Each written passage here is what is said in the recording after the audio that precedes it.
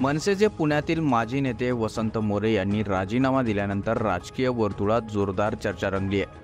वसंत मोरे यांनी पक्ष सोडताना घेतलेल्या पत्रकार परिषदेत पुणे मनसेच्या कार्यकारिणीतील नेत्यांना लक्ष्य केले होते.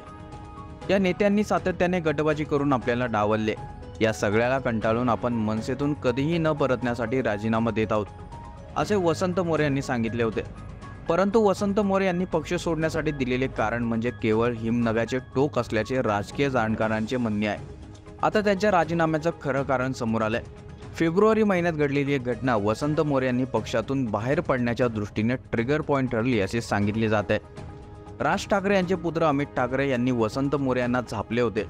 गेल्या 25 वर्षांमध्ये आपल्याला कधी राज ठाकरे यांनी झापले नाही, पण अमित ठाकरे आपल्याला ओरडले. ही गोष्ट वसंत मोरे यांच्या चांगलीच जिव्हारी लागली. त्यामुळेच वसंत मोरे यांनी मनसेतून बाहेर पडण्याचा निर्णय पक्का केल्याचे सांगितले जाते. तर नेमकं घडलं असं होतं की वसंत मोरे यांनी अमित ठाकरे यांच्या पुणे दौऱ्यावरील सोशल मीडियावर एक पोस्ट शेअर केली होती.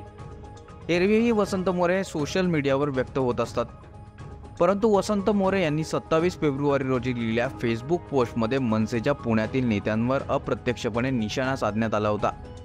हीच गोष्ट अमित ठाकरे यांना खटकली होती. यावरून त्यांनी वसंत मोरे यांना सोशल मीडियावर कमी व्यक्त व्हा असा सल्ला दिला होता. मात्र हा सल्ला नव्हता, तर अमित ठाकरेंचा ओरडा होता.